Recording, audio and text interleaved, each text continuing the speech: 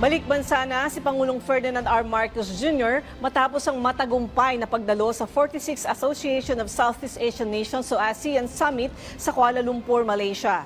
Sa kanyang arrival statement, ipinagmalaki ng Pangulo ang mga naisulong na sa summit na anay isang pagkakataon para matalakay sa ibang ASEAN member states ang mga hakbang para sa hinaharap.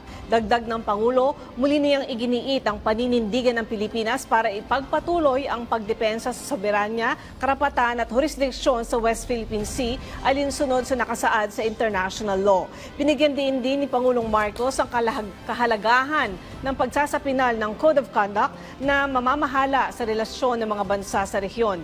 Napagkasunduan naman sa ASEAN Summit ang pagpapaunlad pa sa iba't ibang larangan, kabilang na ang kalakalan, sustainable development at artificial intelligence governance. Ayon pa sa Pangulo, pinaghahandaan na ng Pilipinas ang chairmanship ng ASEAN sa susunod na taon.